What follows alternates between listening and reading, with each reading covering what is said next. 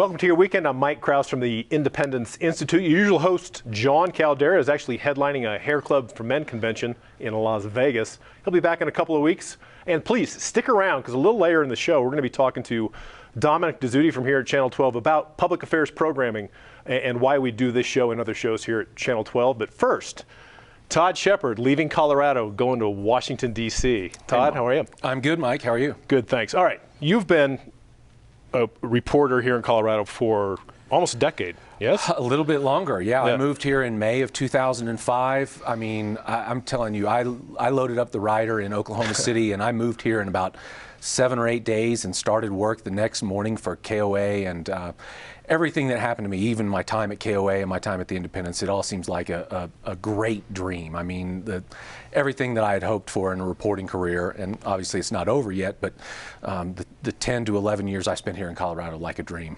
Yeah, well, let's talk about that dream a little bit, because you've broken some big stories and you've done a lot of influential reporting. Thanks. And by the way, you're going to leave a void when you head up to D.C., and you're going to a much bigger swamp and a target-rich environment, frankly, for an investigative reporter, because it seems to me that's where all the action is, and there's so much government up there to look into. Oh my God, there's the things that must be going on right now as we tape this show. Right now, yes. Would probably boggle the mind. Yes. So you've done some big stories in Colorado. First, let's go back to the KOA days.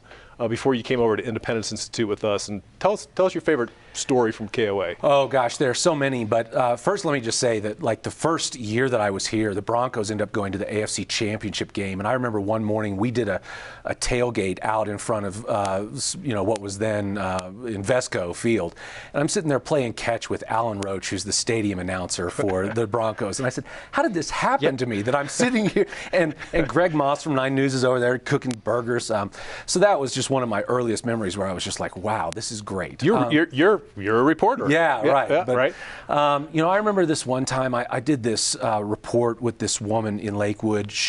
I did a 30-year anniversary of a murder that it was her sister. So I was doing a cold case. It had never been solved. Okay.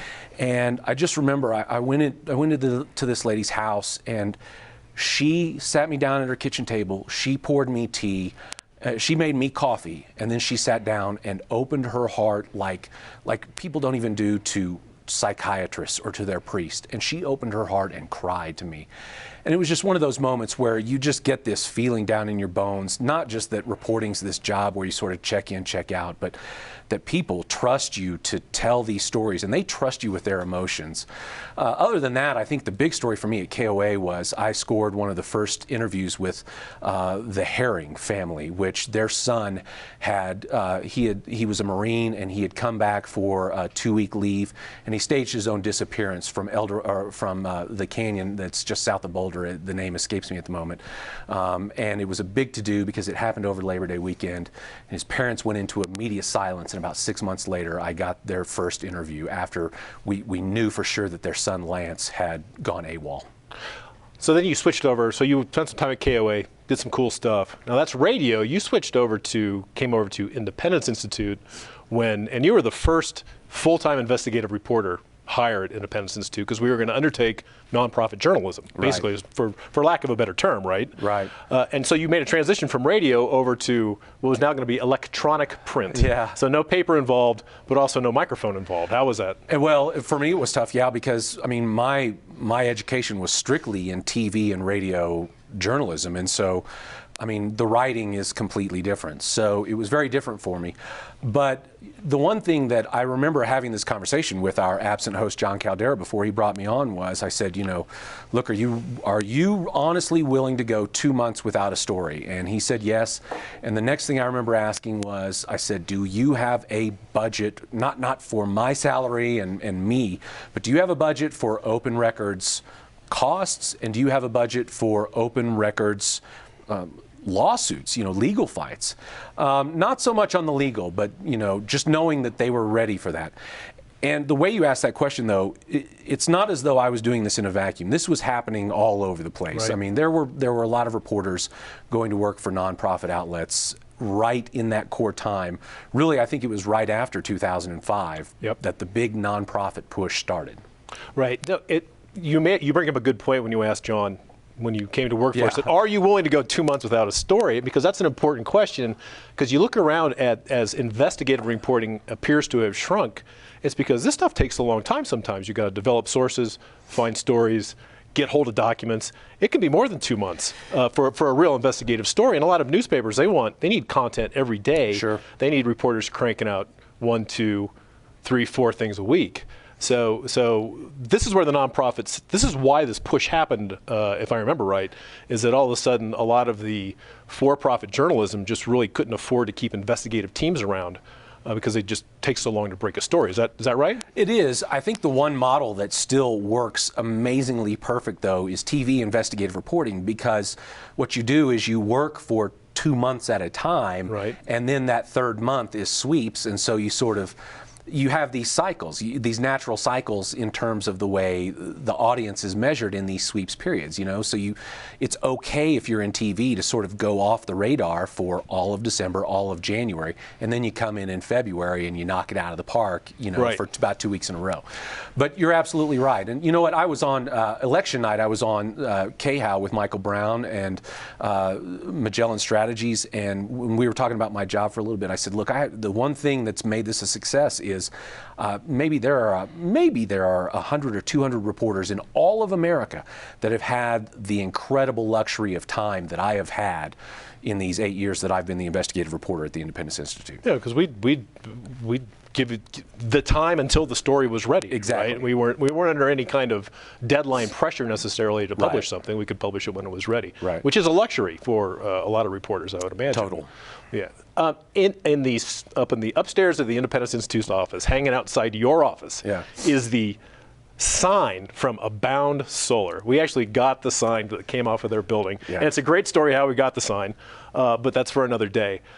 Talk about Abound, because that was a big coup. I mean, that was huge. Tell us about the Abound story. That really was maybe any one of those stories were big, but then the final last one was, which I really just sort of handed over to the Daily Caller. That was a big sequence of stories. Started with me getting a source.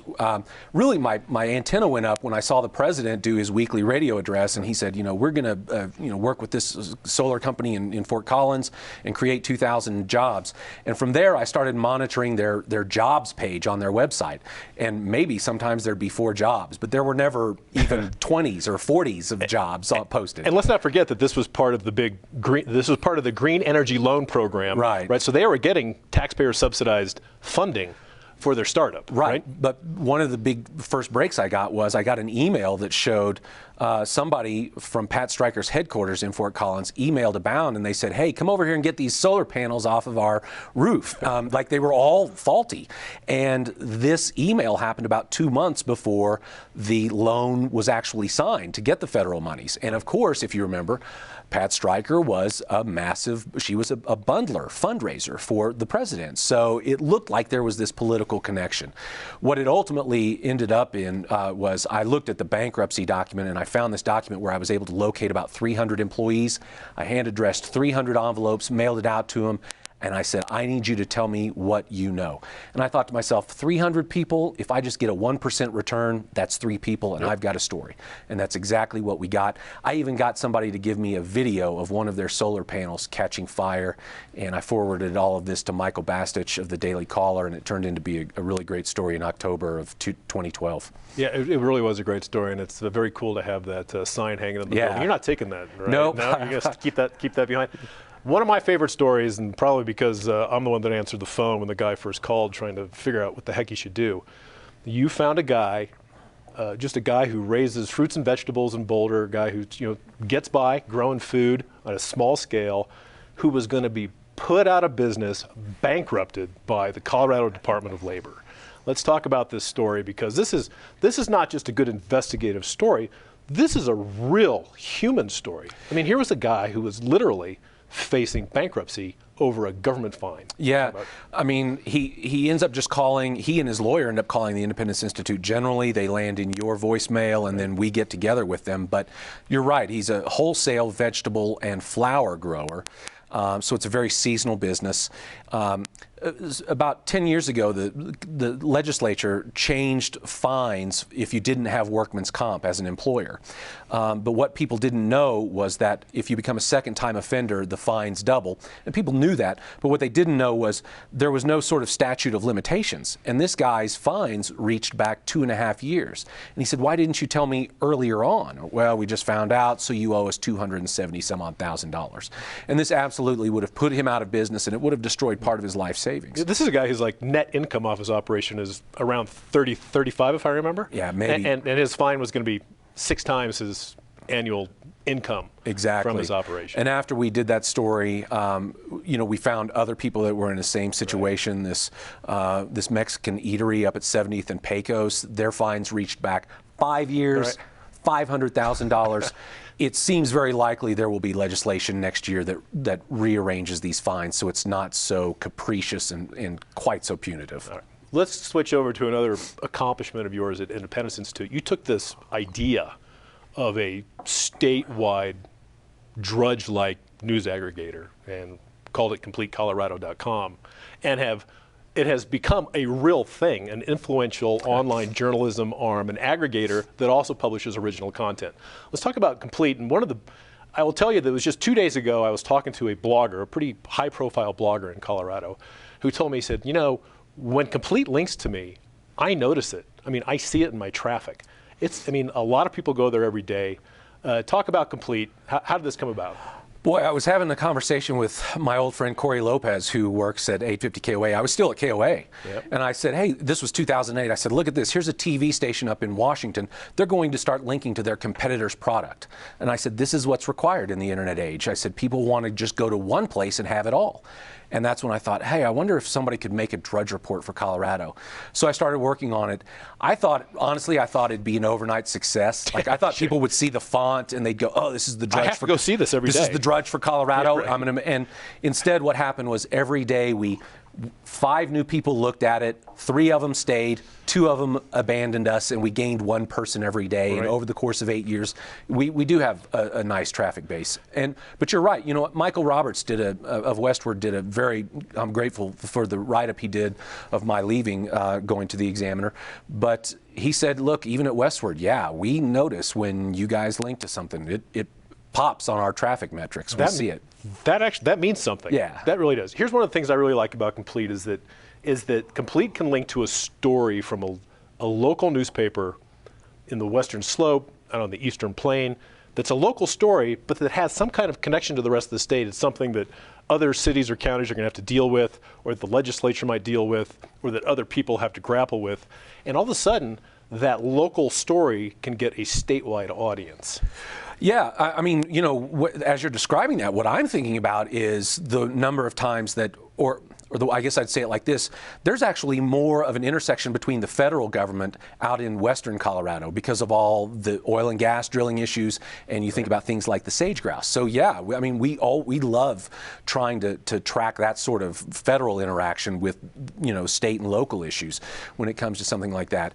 So, but another nice thing is occasionally we get to break stories, and I put that in air quotes because, so for example, everybody's familiar that the State Health Exchange just had this devastating audit that they misspent $9 million or whatever. That story basically came out in the mainstream media on January 4th. Justin Longo, my partner in Complete Colorado, we broke that thanks to the Daily Caller. We found that on December 30th. So 5 days before most of the rest of the media had it in Colorado, right. We had it and we're headlining it in red, saying this is really something you got to pay attention to. You're basically breaking a story, even though we didn't generate the story, we didn't write the story, but we're still basically breaking a piece of news that's Colorado specific. It's interesting that Complete has gone from a guy working on a website that there's a lot behind it now. It gets updated 3 times a day, at least, with fresh content, and then we are publishing. Self-publishing original content from Independence Institute writers, guest editorials. Guest editorials are big. Investigative news pieces from we have an education reporter, Sherry Pife. So there's a lot going on over there at Complete, and I think you should leave Colorado knowing you built a lasting website that is going to continue on and grow and influence, and you made something pretty significant happen. Well, thanks. I mean, I'm certainly proud of the site. Let me tell you, it's been like 8 years of having a crying baby that cries. Got to take care of it just all every hour. Time. You just go, what news have I missed? Right. What news do I have to get up there?